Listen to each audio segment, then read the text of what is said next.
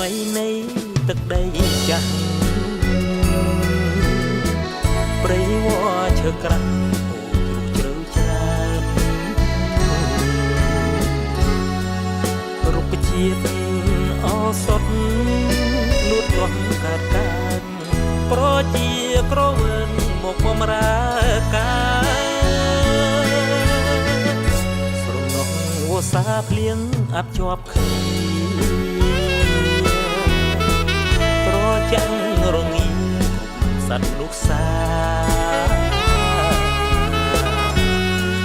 ជន់អ្នកថ្មើភ្នំផ្អាំងចរយាត្រាតែព្រៃឈើផ្ការីកស្រស់ញញភ្នំតូចភ្នំធំភ្នំទាបភ្នំខ្ពស់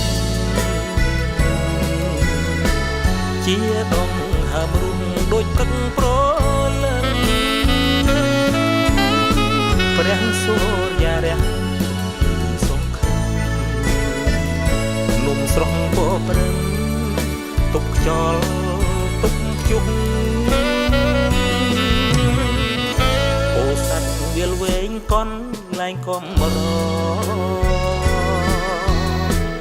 ឈើព្រៃភ្នំល្អជួបភ្នំសំគុំបានទៅដល់ម្ដងចងក្រងចិត្តស្មោះវាលវែងយើងរស់ជួបជុំគ្នាអើយ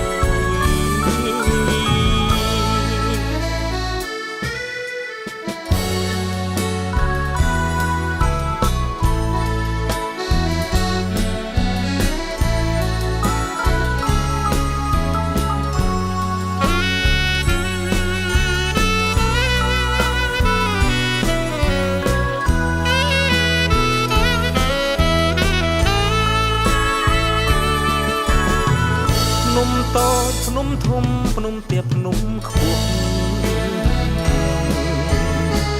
ជាដងហើមរុងដូចព្រឹកប្រលឹមព្រះសូរយារះសង្ឃឹមភ្នំស្រស់ពណ៌ព្រឹមទុកខ្យល់ទុកខ្ជុះពោស័តវាលវែងកន់លែងកំរឈើព្រៃភ្នំល្អជួបភ្នំសំកុកបានទៅដល់ម្ដងចងក្រងចិត្តស្មោះវាលវែងយើងរស់ជួបជុំគ្នាអើ